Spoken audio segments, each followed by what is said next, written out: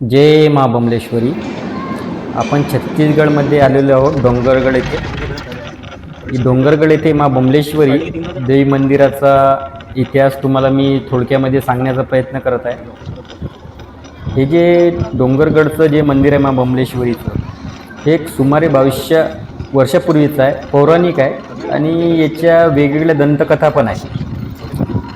आणि मंदिराविषयी पहिली माहिती सांगून देतो। हे मंदिर 1600 फुटावर आहे, म्हणजे 490 मीटर कम से कम उंच टेकडीवर वसलेलं आहे। टेकडीवरील मुख्य मंदिराला बडी बमलेश्वरी आणि जमिनीवर जे असलेलं मंदिर आहे त्याला छोटी बमलेश्वरी म्हटलं जाते।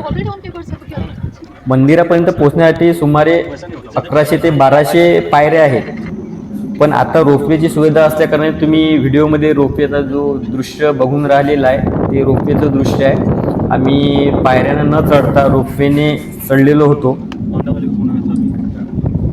आणि यांची दंतकथा वेगवेगळी अलग अलग आहे। मंदिराची स्थापना जी केली विक्रमादित्य देवीकडे वरदान मागितले की जे विक्रमादित्याने देवीकडे वरदान मागितले होते, माधव वानर आणि काम कंदला यांना पुन्हा जिवंत करावे आणि देवीचे तेथेच जागृत स्वरूपात टेकडीवर स्थापन व्हावे।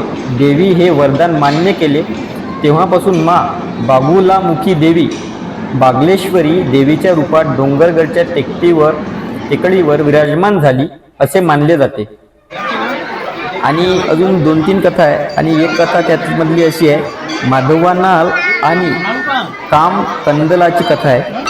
मदन सेनच्या काळात माधवनाला नावाचा एक प्रतिभावान संगीतज्ञ आणि काम कंदला नावाची एक सुंदरी राजनर्तकी होती।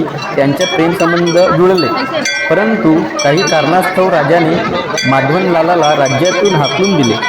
ही पण एक त्याच्यामधली दंतकथा आहे। आता आपण वरता आलेला आहे तर जे मा बमलेश्वरीचं तुम्हाला दर्शन होऊनच राहिलेलं आहे। हा पूर्ण गाभारा आहे ते मा बमलेश्वरीचा। धन्यवाद। आपण पुढच्या व्हिडिओ